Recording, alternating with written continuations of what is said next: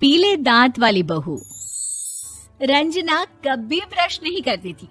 उसे कितनी बार उसके माँ बाप ने डांटा, लेकिन उसका कोई असर उस पर होता ही नहीं था, जिस कारण से उसके दांत पीले पीले हो जाते हैं। शादी के बाद अरे बहू, वैसे तो तुझ में कोई कमी नहीं है, पर तेरे दांत इतने पीले कैसे हैं बेटा? कैसे मतलब? कोई सर्जरी थोड़ी ना कराइए। वो तो क्या नाम, मैं ब्रश नहीं करती थी तो पीले हो गए। अब क्या करूं? आप कहें तो लाल करवा लूं या फिर काले? यार ये क्या है, क्यों माँ से लड़ रही हो? लड़ रही हूँ? अरे मैं लड़ रही हूँ या ये बोल रही है कि दांत पीले हैं, पीले। अरे तपस्या थोड़ी ना की है इन्हें पीले करने के लिए।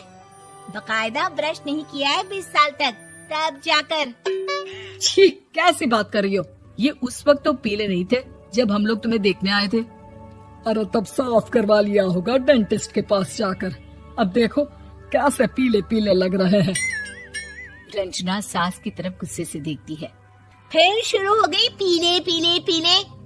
अरे पीले तो तब भी थे जब मेरे हाथ का रसगुल्ला उड़ा उड़ा कर खा रही थी और बोल रही थी, लड़की नहीं गुणों का खजाना दे रहे भाई साहब आप।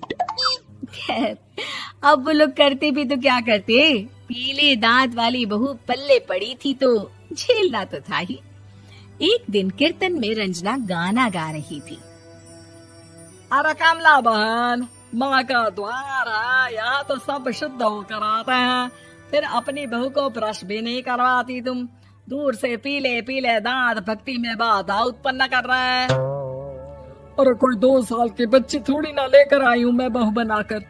अच्छी खासी लड़की है, अरे कैसे करवाऊं ब्रश? ये तो उसे खुद करना चाहिए ना।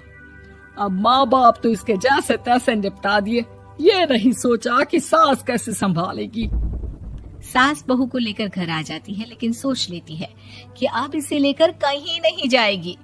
अगले रोज बहू कहती है, अरे क्या हो गया, मंदिर नहीं जाना क्या? कीर्तन का वक्त हो रहा है।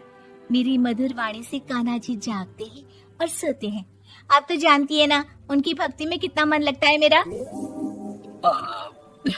वो क्या है ना, तबीयत ठीक नहीं लग रही है मेरी, आराम करूंगी मैं। तबीयत ठीक नहीं लग रही? अभी तो मिथुन के गाने पर नाच रही थी आप, और अब बोल रही है कि तबीयत ठीक नहीं लग रही। अरे भक्ति में मन लगा लो सासू माँ, ऊपर जाना है, क्या मुंह दिखाओगी आप? हाँ? सास को बहू की बात पर गुस्सा आ जाता है। मैं क्या मुंह दिखाऊंगी, इसकी चिंता तो ना कर, समझी? अपने मुंह की चिंता कर, जो ये पीले पीले दांत लेकर हर जगह पहुंच जाती है। पता है लोग कितना मजाक बनाते हैं। ना जी ना, मैं नहीं जाना कहीं तेरे साथ।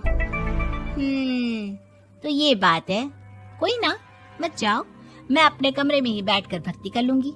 ऊपर वाला दांत थोड़ी ना देखता है, मन देखता है, भावना देखता है। और अरे बस बस, तू सब कुछ दिखा, बस ये सफेद चमकदार दांत ना दिखाना किसी को, है? जा यहाँ से। बहू को सास की बात का कोई फर्क नहीं पड़ता, वो तो जैसी थी वैसी ही रह जाती है। सुबह नहाकर किचन में खाना बनाना, फिर खाना खाना, कीर्तन भजन करना और सो जाना। एक दिन, माँ जी मैं सहेली के घर जा रही हूँ, शाम को लेट आऊंगी। हाँ हाँ तो जाना, मैंने कौन सा तेरी आरती करनी है घर पर बैठकर। रंजना सहेली के घर जाती है, जहाँ वो पार्टी में जाने की तैयारी कर रही होती है। अरे शिखा, कहाँ जाने की तैयारी कर रही है? मैं गलत वक्त पर आ गई क्या? अरे नहीं यार, उल्टा सही वक्त पर आई है। मैंने ये साड़ी और ज्वेलरी निकाली है यार, शाम को इनके ऑफिस की एक पार्टी में जाना है। बताना कैसा लग रहा है ये सब? नहीं यार, इस ड्रेस के साथ तो वो वाली ज्वेलरी अच्छी लगेगी। हाँ हाँ सही बोल रही है, मैंने ध्यान ही नहीं दिया। वैसे तो हमेशा से मस्त फैशन सेंस रखती है। तो बड़ा जाती होगी ना पति के साथ पार्टी में। रंजना कुछ नहीं बोलती, बस सोचती है कि यार काश ये बात सही हो जाती, पर मैं क्यों नहीं जाती पार्टी में? क्या इन लोगों की कोई पार्टी होती नहीं होगी? रंजना घर आती है और रात में पति से सवाल करती है, एक बात बताइए, आप मुझे किसी पार्टी में क्यों नहीं ले जाते? क्या आपकी यहाँ ऑफिस में पार्टी नहीं होती? पति बेचारा क्या कहता कि दांत पीले हैं तुम्हारे इसलिए। अरे कोई पार्टी होती नहीं हम लोगों के ऑफिस में, तो कहाँ से लेकर जाऊं? और मार्केट, मॉल, कहीं वीकेंड घूमना, कहीं तो। अरे यार, सारे हफ्ते में एक छुट्टी मिलती है, तो सोचता हूँ कि आराम ही कर लूं। क्यों? रंजना मन मार के रह जाती है। पहले कभी सास के साथ मंदिर जाया करती थी, लेकिन वो भी सास ने ले जाना बंद कर दिया। घर बैठी बैठी रंजना बोर हो जाती है। तभी उसे आइडिया आता है और वो मायके जाने का सोचती है। सासू माँ, 2 दिनों के लिए मम्मी के घर जा रही हूँ। अच्छा ठीक है, आराम से जा। और हाँ, माँ से कुछ अच्छी आदत सीख कर आना कि कैसे शरीर के हर भाग की तरह दांतों की सफाई भी जरूरी होती है, समझी? शुरू हो गई ना आप। वो लोग आपकी तरह नहीं है कि छोटी छोटी बात का बतंगड़ बना दे। उन लोगों के लिए मैं मायने रखती हूँ, ना कि मेरे पीले पीले दांत।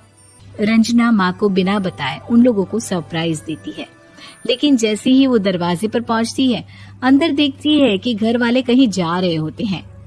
अब माँ, काश रंजना दीदी के दांतों वाली प्रॉब्लम नहीं होती, तो वो भी हम लोगों के साथ चलती ना बुआ जी की बेटी की शादी में। हाँ बेटा, लेकिन अब उसे कौन समझाए कि उसको उसके पीले दांत नहीं दिखते, लेकिन उसके आसपास के लोगों को कितना एम्बैरेसिंग फील कराते हैं। मुझे तो कितनी बार उसके स्कूल की टीचर ने शिकायत की कि उसके साथ कोई लड़की बैठना भी नहीं चाहती, और ना ही कॉलेज में कोई उससे बात करना चाहता था। लेकिन पता नहीं क्यों उसे ये बात समझ में ही नहीं आती। कोई कमी नहीं है उस लड़की में, बस यही कि दांत पीले हैं। वो तो भला हो जीजा जी और उनकी माँ का, जो दीदी को जैसी है वैसे ही रखा हुआ है। रंजना को अपने घर वालों की बात सुनकर बहुत दुख होता है। वो सोचती है कि वो क्या करे, लेकिन फिर वो सीधा डेंटिस्ट के पास जाती है, अपने दांत चमकाती है और कसम खाती है कि वो रोज ब्रश करेगी। अरे क्या हो गया? तुम तो 2 दिनों के लिए गई थी ना, पर कोई ना, अच्छा है, चलो आ गई तो। रंजना सास के सामने आकर खड़ी हो जाती है और पूरी स्माइल करती है, उसके चमकदार दांतों को दिखाती हुई। हैं? चले मंदिर। माँ, मुझे माफ कर दीजिए, मैंने आप लोगों को बहुत एम्बैरेसिंग फील करवाया। मैं आज से रोज ब्रश करूंगी।